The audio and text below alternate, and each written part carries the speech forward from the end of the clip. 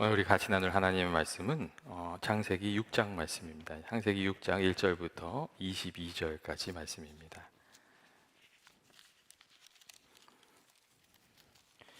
구약성경 7페이지에 있는 창세기 6장 말씀입니다.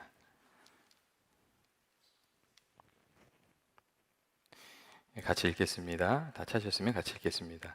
사람이 땅 위에 번성하기 시작할 때에 그들에게서 딸들이 나니 하나님의 아들들이 사람의 딸들의 아름다움을 보고 자기들이 좋아하는 모든 여자를 아내로 삼은지라. 여호와께서 이르시되 나의 영혼이 영원히 사람과 함께하지 아니하리니 이는 그들이 육신이 됨이라. 그러나 그들의 날은 120년이 되리라 하시니라. 당시의 땅에는 넷비림이 있었고 그 후에도 하나님의 아들들이 사람의 딸들에게로 들어와 자식을 낳았으니 그들은 용사라 고대의 명성이 있는 사람들이었더라. 여호와께서 사람의 죄악이 세상에 가득함과 그의 마음으로 생각하는 모든 계획이 항상 악한 것뿐임을 보시고 땅 위에 사람 지으셨음을 한탄하사 마음에 근심하시고 이르시되 내가 창조한 사람을 내가 지면에서 쓸어버리되 사람으로부터 가축과 기는 것과 공중의 새까지 그리하리니 이는 내가 그것들을 지었음을 한탄함이니라 하시더라. 그러나 노아는 여호와께 은혜를 입었더라. 이것이 노아의 족본이라. 노아는 의인이요 당대의 완전한 자라. 그는 하나님과 동행하였으며 세 아들을 낳았으니 셈과 함과 야벳이라. 그때 온 땅이 하나님 앞에 부패하여 포악함이 땅에 가득한지라. 하나님이 보신즉 땅이 부패하였으니 이 땅에서 모든 혈육 있는 자의 행위가 부패함이었더라. 하나님이 노아에게 이르시되 모든 혈육 있는 자의 포악함이 땅에 가득함으로 그 끝날이 내 앞에 이르렀으니 내가 그들을 땅과 함께 멸하리라. 너는 고페르 나무로 너를 위하여 방주를 만들 때 그 안에 칸들을 막고 역청을 그 안팎에 칠하라. 내가 만들 방주는 이러하니 그 길이는 300규빗, 너비는 50규빗, 높이는 30규빗이라. 거기에 창을 내되 위에서부터 한 규빗에 내고 그문은 옆으로 내고 상중하 3층으로 할지니라. 내가 홍수를 땅에 일으켜 무릇 생명의 기운이 있는 모든 육체를 천하에서 멸절하리니 땅에 있는 것들이 다 죽으리라. 너와 언약을 세우리니 너는 내 아들들과 내 아내와 내 며느리와 함께 그 방주로 들어가고 혈육 있는 모든 생물을 너는 각기 암수 한 쌍씩 방주로 이끌어들여 너와 함께 생명을 보존하게 하되 새가 그 종류대로 가축이 그 종류대로 땅에 기는 모든 것이 그 종류대로 각기 둘씩 내게로 나오리니 그 생명을 보존하게 하라. 너는 먹을 것을 내게로 가다가 저축하라. 이것이 너와 그들의 먹을 것이 되리라. 노아가 그와 같이 하여 하나님이 그에게 명하신 대로 다 준행하였더라. 아멘. 교회 여러분, 오늘 우리가 함께 읽은 이 성경의 말씀은 첫 번째 아담이 죄를 범한 이후에 그 죄가 얼마나 이 세상에 급히 이렇게 퍼져나가게 되었는지 그 인간의 타락의 그 과정을 보여주고 있고 또 그 가운데 하나님의 사람 노아가 보여주었던 온전한 믿음의 모습도 순종의 모습을 이렇게 보여주고 있습니다. 먼저 오늘 말씀은 인간의 첫 범죄 후에 온 세상이 급속도로 죄악에 물들어가는 그런 모습을 우리에게 보여주고 있습니다. 우리가 이 코로나 바이러스로 인해서 이 전염병이 얼마나 급속도로 이렇게 빠르게 퍼져나가는지 그런 것들은 경험하지 않았습니까? 그런데 이 아담과 하와로부터 시작된 죄악도 그랬다는 겁니다. 아주 신속한 속도로 이 세상을 물들어갔습니다. 참 이상하잖아요. 좋은 것들은 아무리 가르쳐주고 퍼져나가라고 해도 잘 퍼져가지 않는데 이 나쁜 것은 금방 물들어 버리잖아요. 근데 그런 일들이 있었다는 거예요. 그리고 오늘 성경 말씀을 보면 그 원인이 이 사람의 딸들의 아름다움이었다고 그렇게 이야기해 주고 있습니다. 2절 말씀을 보시면 이렇게 돼 있죠. 하나님의 아들들이 사람의 딸들의 아름다움을 보고 자기들이 좋아하는 모든 여자를 아내로 삼는지라 라는 그런 구절이 있습니다. 이 사람들이 땅 위에 번성한 것은 하나님의 은혜고 축복이었는데 문제는 그때부터 이 하나님의 아들들이 이 사람의 딸들의 아름다움을 보고 결혼을 하고 신앙을 잃어버리고 변질되어 가게 되었다는 그런 이야기입니다. 먼저 오늘 본문에 나오는 그 하나님의 아들들이 누구인가 하는 것에 대해서 사실은 여러 가지 의견이 있습니다. 크게 이제 한 세 가지 정도가 있는데, 첫 번째는 그 하나님의 아들들이 타락한 아마 천사일 것이다, 그렇게 생각하는 이들이 있습니다. 이 타락한 천사들이 지상에 내려와서 이 사람 여인들과 이렇게 결혼을 했다, 그런 뜻이에요. 근데 이런 주장들은 이 본문의 상황에 좀 적절하지 않습니다. 특별히 홍수 심판은 타락한 인간에게 주어진 것이지 하늘의 존재들에게 주어진 것이 아니기 때문에 그렇습니다. 둘째로 이 하나님의 아들들이 누군가 하는 것에 대해서 어떤 이들은 당시의 권력을 누렸던 아마 지도자들을 말했던 것일 것이다, 이렇게 이야기하는 이들이 있습니다. 이 하나님을 넓은 의미로 해석해서 이 지도자 권력자로 해석하고, 이 고대 이야기들을 보면 그런 게 있잖아요. 강한 권력을 가졌던 지도자가 자기 자신을 신의 아들로 이렇게 지칭하는 경우가 있었잖아요. 그러니까 그런 것들을 고려한 그 사람들 중에는 이 하나님의 아들들이 그 저주받은 가인의 후손들이었는데, 이 권력을 가진 사람들을 아마 의미한 것일 것이다. 그들이 이제 그 아니 이 여자들 자기 권력을 가진 다음에 원한 여인들을 아내로 맞이했다, 뭐 그렇게 푸는 이들도 있습니다. 그런데 이런 견해는 성경이 하나님의 자녀를 이야기할 때 그 신앙의 자녀들, 경건한 그 줄기를 이어가는 사람들을 이야기한다는 점에 비추어 볼 때 좀 앞뒤가 안 맞는 그런 해석이기 때문에 또 이것들을 이렇게 받아들이는 애들이 많지는 않습니다. 마지막으로 이 하나님의 아들이 누군가 하는 것에 대해서 가장 보편적으로 받아들여지고 있는 것은 하나님의 아들을 경건한 세세의 자손으로 보고, 하나님의 아들은 하나님의 그 믿음을 이어갔던 그 이들로 보고, 이 사람의 딸들을 이 불경건한 가인의 그 줄기를 이어갔던 사람들로 보는 겁니다. 그러니까 다시 말하면 경건한 하나님의 사람들이 불경건한 여인들과 결혼함으로 세속에 문들게 되고 결국 신앙을 잃어버리고 말았다, 그런 이야기를 해주는 것입니다. 이 예배의 가문이 불신자의 가문과 결혼해서 신앙을 잃어버리게 되는 경우, 그런 것들이 이 상황이라고 얘기를 해주는 이들이 많이 있습니다. 그런 말 있지 않습니까? 악화가 양화를 구축한다는 말이 있잖아요. 좋은 것이 악한 것을, 잘못된 것을 바꿔가야 되는데 거꾸로 잘못된 것이 이렇게 좋은 것들을 변제시켜가는 그런 일들이 있는데, 바로 이때가 이제 그런 때가 아닌가, 그렇게 얘기하고 있습니다. 이 하나님의 아들들을 경건한 세세 자손으로, 또 사람의 딸들을 불경건했던 가인의 자손으로 이렇게 보는 견해가 전통적으로 가장 많이 받아들여지는 견해고, 이러한 그 주장들은 아우구스티누스나 루터나 칼빈이나 종교 개혁자들도 따르는 그런 견해입니다. 그래서 그런 관점으로 우리가 오늘 본문을 좀 볼 필요가 있습니다.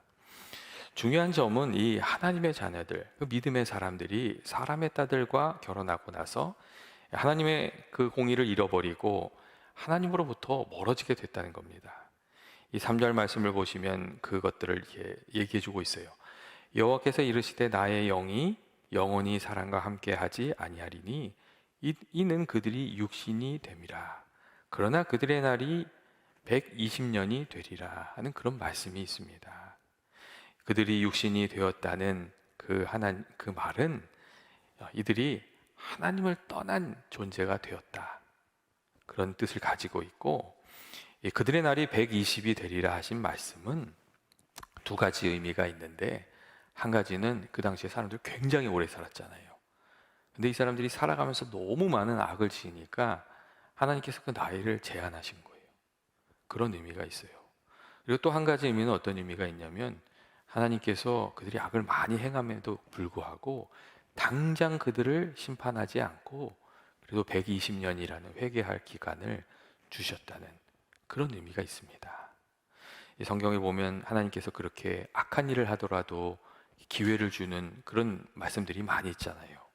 사실 무드셀라의 삶도 그랬거든요. 무드셀라의 그 삶 자체가 사실은 죄악 가운데 있는 이들이 회개할 때까지 기다려 주시는 하나님의 뜻이 좀 담겨져 있습니다. 무드셀라가 태어날 때에 에녹이 그런 예언을 받았잖아요. 이 자녀가 죽을 때에 심판이 있을 것이라고. 그때 태어난 자녀가 무두셀라였거든요. 근데 무두셀라가 969세를 살았어요. 하나님이 969년을 참고 기다리시다는 거죠. 근데 이렇게 하나님께서 은혜를 베풀어 주셨는데도 그 당시에 사람들이 그것을 깨닫지를 못했습니다. 그래서 마태복음 24장 말씀을 보시면 이런 구절이 있어요. 홍수 전에 노아가 방수에 들어가던 날까지 사람들이 먹고 마시며 장가들고 시집가고 홍수가 다 멸망하기 전까지 깨닫지 못했다 하는 그런 말씀이 있습니다. 교회 여러분, 왜 이 사람들이 하나님께서 그렇게 기다려 주신데도 불구하고 깨닫지 못했겠습니까?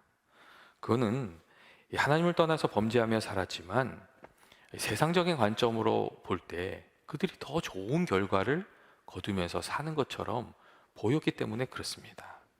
우리가 때때로 살아가면서 그런 생각이 들 때 있지 않습니까? 저 사람 정말 악한 사람인데 어떻게 저렇게 잘 사는 걸까? 그런 마음이 들 때가 있거든요. 이 악을 해감해도 심판받지 않고 더 잘 되는 것 같고 그런 때가 있어요. 근데 이때 당대의 사람들이 꼭 그랬다는 거예요. 이 4절 말씀을 보면 그래서 이런 구절이 있어요.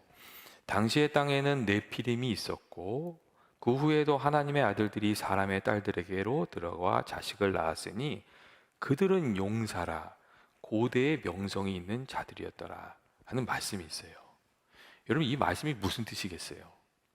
이 결혼을 통해서 죄가 급속도로 확산이 되게 되었는데 그렇게 해서 태어난 자녀들이요 굉장히 세상적으로 그럴듯해 보이는 사람들이었다는 거예요.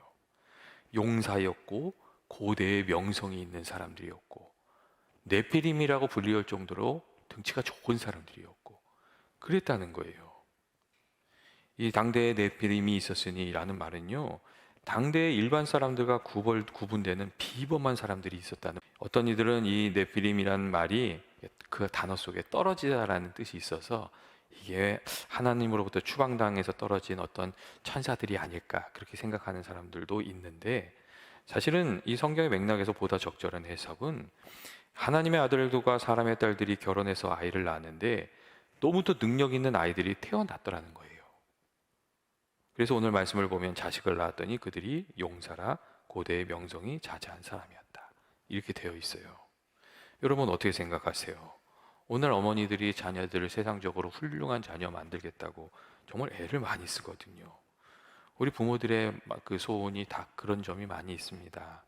자녀들이 세상에서 이름을 날리고 인정을 받고 출세하고 그런 것들이 우리 소원인 경우가 참 많습니다.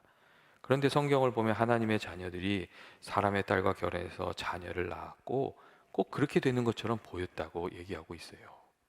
그래서 엄청나게 유혹이 된 거예요. 그런데 실상은 하나님 보시기에는 그게 잘 되고 있는 것이 아니라 그게 온 사람들이 다 그 죄에 물들어가고 있는 그런 과정 중에 일어났던 일들이었거든요. 오늘날에도 그런 일들이 많이 일어나고 있지 않습니까? 세상적으로 성공하기 위해서 애를 많이 씁니다. 그런데 좋은 대학에 간 자녀들 중에 신앙심이 없어서 세상에 빠져 살다가 어려움을 당하게 되는 그런 자녀들도 많이 있습니다.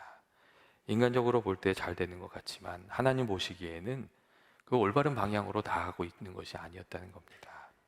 그렇기 때문에 우리가 이렇게 자녀들을 양육할 때 그 목표를 좀 분명하게 잘 신앙적으로 세우고 있을 필요가 있습니다.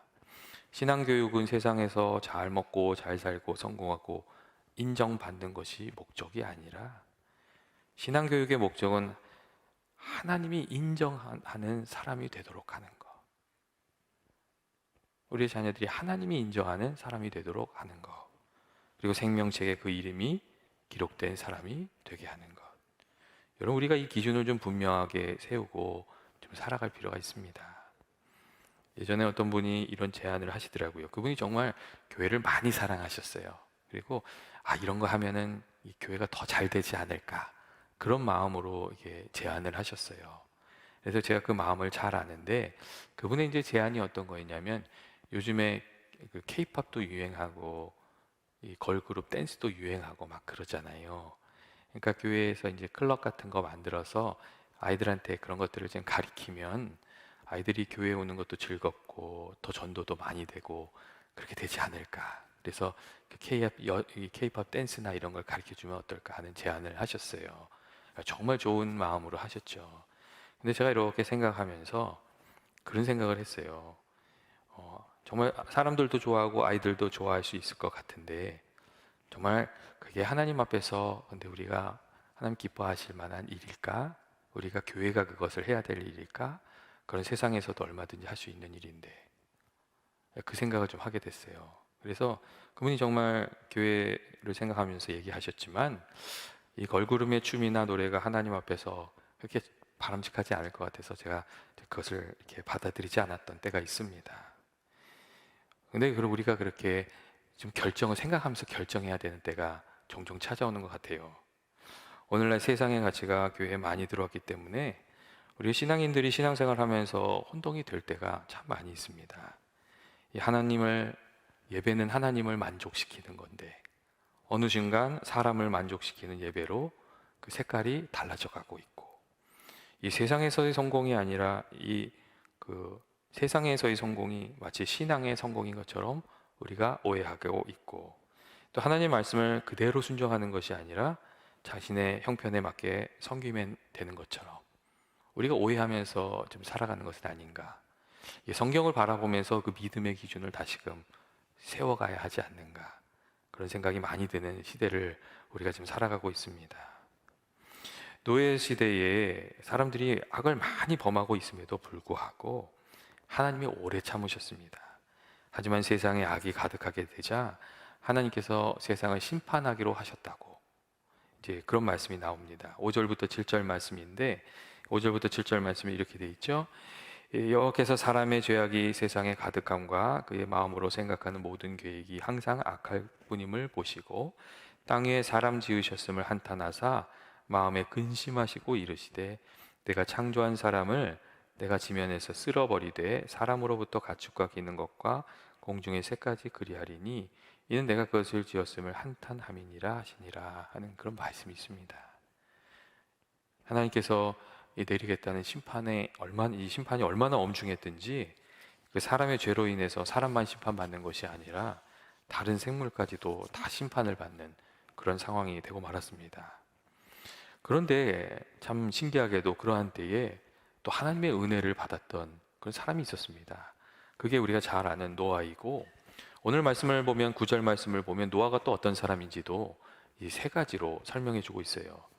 거의 9절 말씀을 보면 이렇게 돼 있죠. 노아는 의인이요 당대의 완전한 자라 그가 하나님과 동행하는 사람이었다고. 9절 말씀을 보면 그렇게 돼 있어요.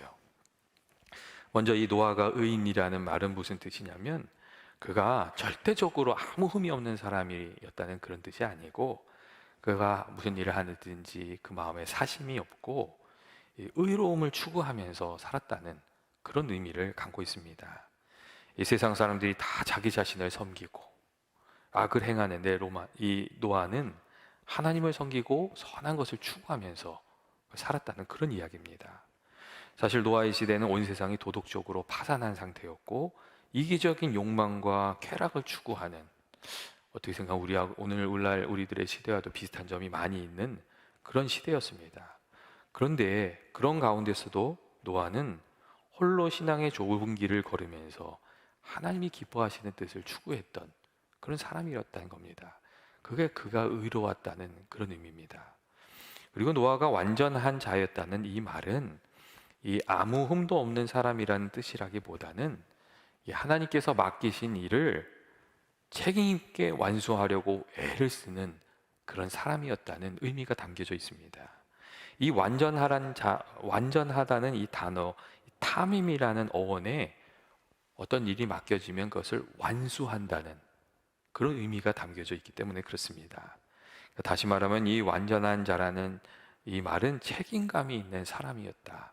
그렇게 해석할 수 있는 그런 단어입니다. 이 사람들 중에도 여러분 그런 이들이 있지 않습니까? 어려운 일이 있어도 맡겨진 일이 있으면 그것을 끝까지 완수하려고 최선을 다한 사람. 그리고 어떤 사람들은 또 반대도 있잖아요. 막 열심을 내는 것 같지만 조금만 어려움이 있으면 말이나 행동이나 그런 것들이 싹 다 달라지고 어디 갔어? 그러면 찾기가 어려운 사람. 그런 사람도 있잖아요. 근데 이 노아는 자기가 맡겨진 자리에서 책임을 다하는 그런 사람이었다는 거예요. 그러니까 아마도 그래서 하나님께서 노아에게 방주 짓는 일을 맡기셨을 거예요. 전 그런 생각이 좀 들더라고요. 그리고 오늘날에도 사실 그런 사람들이 세상 곳곳에 다 필요합니다. 충성된 종이 되어서 하나님이 맡기신 일과 그 사람들에게 최선을 다하면서 살아간 사람들. 그런 사람들이 하나님이 찾으시는 사람들이고 또 하나님께서 귀히 쓰는 그런 사람들이라고 생각합니다. 저는 저와 여러분이 하나님께서 이렇게 어떤 일을 맡기셨을 때에 믿고 맡길 수 있는 그런 사람들이 되시기를 주의 이름으로 축원드립니다. 마지막으로 하나님과 동행하는 사람이었다는 것은 노아가 하나님과 맺은 친밀한 관계를 이렇게 이야기하고 있습니다. 다시 말하면 노아가 하나님을 늘 가까이 하면서 살았다는 거죠. 그 삶에 예배가 있었고 기도가 있었고 하나님과 교제하는 거기에 있었던 사람이 노아였다. 이렇게 이야기해주고 있는 겁니다. 노아가 이렇게 의롭게 또 책임감 있게 또 하나님을 가까이 하면서 살았기 때문에 오늘 말씀을 보시면 하나님께서 은혜를 베풀어 주셔서 하나님이 계획하고 계시는 뜻을 노아에게 깨닫게 해주셨고 그리고 그 생명을 구할 뿐만 아니라 다른 생명도 구할 수 있는 귀한 사명도 노아에게 맡겨주시는 것을 우리가 알 수 있습니다. 먼저 하나님께서 이 당대의 의인이었던 노아에게 하나님의 뜻을 분명하게 말씀해 주십니다. 이 세상에 악이 광영하기 때문에 내가 이 땅을 심판할 것이다. 하나님의 계획을 노아에게 알려주세요. 그리고 방주를 짓게 하셔서 너와 너 가족의 생명을 구하고 또 다른 생명도 구하는 사명도 감당하라고 그렇게 말씀해 주세요. 그리고 이 명령을 받은 이후에 정말 이 노아가 놀라운 그 말씀에 대한 순종을 보여줍니다. 그래서 오늘 말씀을 보시면 이 노아의 순종을 또 다시금 우리가 생각하게 돼요. 사실 하나님께서 노아에게 주신 명령이 그게 쉬운 명령은 아니었습니다. 이 방주를 지으라는 명령이 정말 이게 어떻게 생각하면 굉장히 어려운 순종하기 어려운 부분이 있는 명령이었어요. 왜냐하면 첫 번째로 노아가요 비를 한 번도 본 적이 없는 사람이었어요. 그러니까 뭐 비가 폭우가 내린다 이런 걸 상상을 할 수가 없는 사람이었어요. 왜냐하면 홍수가 오기 전에는 이 땅의 모든 물이 하나님께서 지면에 샘을 터뜨려서 주셨기 때문이에요. 제가 이렇게 얘기 드리는 이유는 왜 이렇게 얘기를 드리냐면 나중에 홍수가 다 끝나고 사람들이 뭘 봤지요? 무지개를 봤잖아요. 그 전에는 그걸 본 사람이 없었다는 거예요.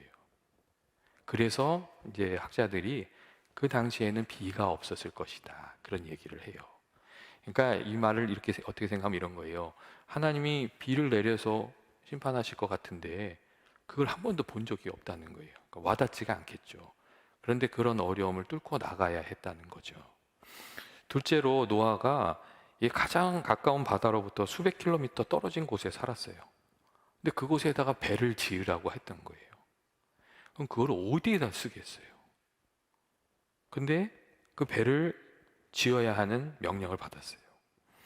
네 번째로 또 노아가 순종하기 어렸던 부분은 노아가 만들어야 했던 배가 엄청나게 거대한 배였어요.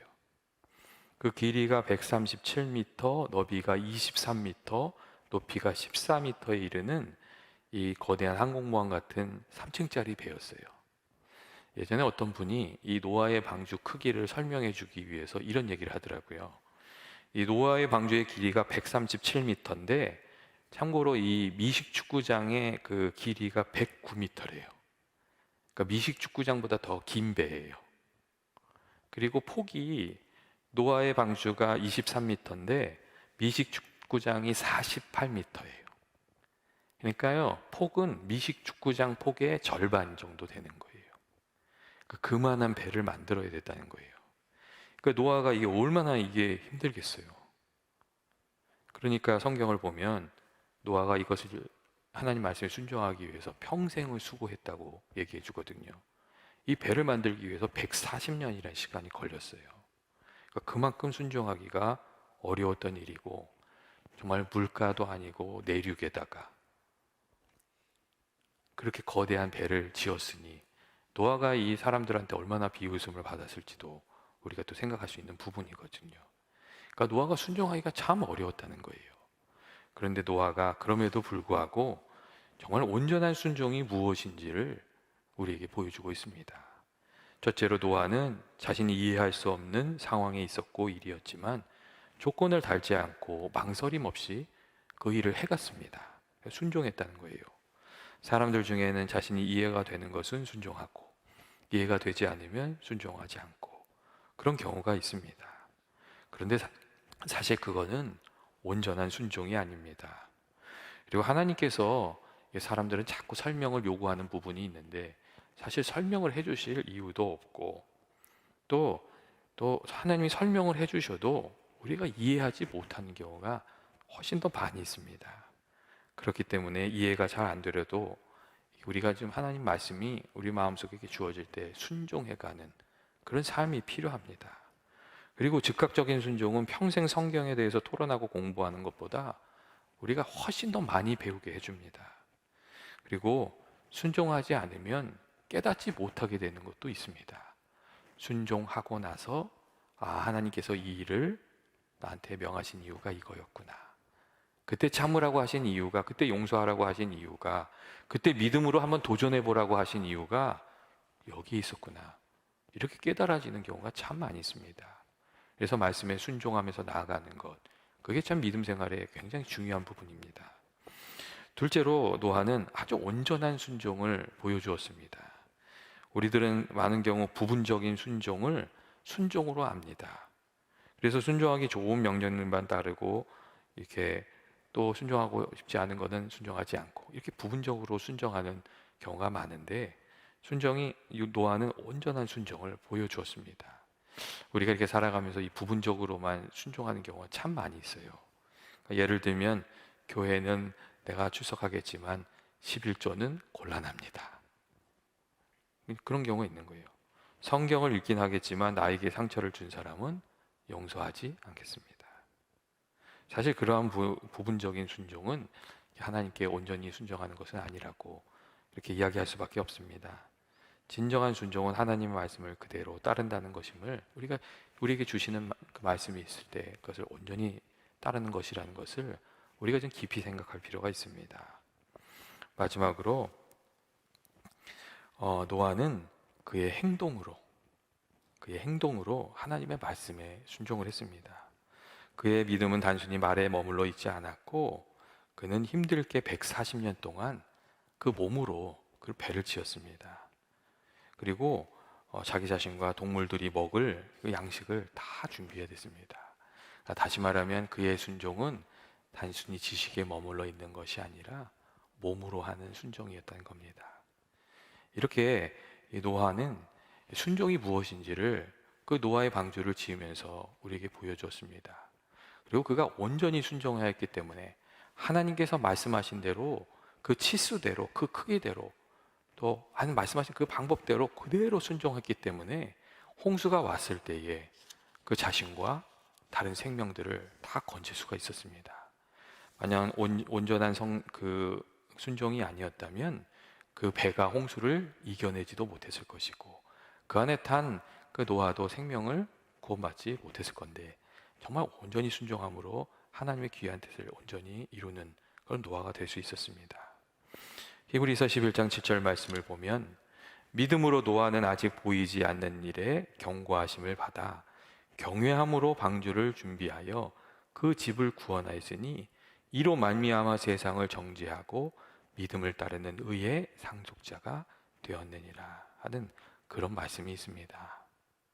믿음으로 아직 보이지 않는 일에 경고하심을 받았다. 그렇게 돼 있고 경외함으로 준비했다. 하나님을 경외하는 마음으로 순종하여 그 일을 했고 그리고 그 결과 자기 집을 구원하고 세상을 정죄하고 믿음을 따르는 의의 상속자가 되었다고 그렇게 말씀해 주고 있습니다. 교회 여러분, 노아가 걸어갔던 믿음의 길은 어떤 겁니까? 그것은 세상을 따르는 길이 아니라 하나님을 따르는 길이었고 하나님이 주신 말씀을 마음에 품고 그것에 순종하면서 나아가는 온전한 순종을 이루어가는 그런 믿음의 길이었습니다. 그리고 그 길을 걸어감으로 인해서 하나님이 계획하셨던 길도 걸어갈 수 있었고 그 귀한 뜻도 이룰 수 있었고, 자기 자신의 생명을 건지는, 가족의 생명을 다 건지는 귀한 은혜도 누리는 그런 노아가 되었습니다. 노아가 보여주었던 대로 하나님을 늘 경외하며 믿음의 길을 신실하게 걸어가는 저와 여러분 되시길 주의 이름으로 축원드립니다. 같이 기도하겠습니다. 사랑과 은혜 많으신 하나님 아버지, 저희들을 주님 전에 불러주시고 오늘 말씀을 같이 나누게 해주시니 감사합니다. 하나님 아버지, 저희들이 노아와 같이 하나님이 기뻐하시는 뜻을 따라 살아가기를 원합니다. 오늘날에도 믿음의 길을 어긋나게 하는 세상 유혹이 많이 있고, 또 아버지, 저희들이 그 유혹 가운데 넘어질 때도 많이 있습니다. 그때마다 저희들을 붙들어 주시고 저희들을 세워 주셔서 저희가 하나님 주시는 은혜로 또 능력으로 다시 일어나서 승리하면서 살아가는 그런 삶을 살아가게 하여 주시옵소서. 예수님의 이름으로 기도합니다. 아멘.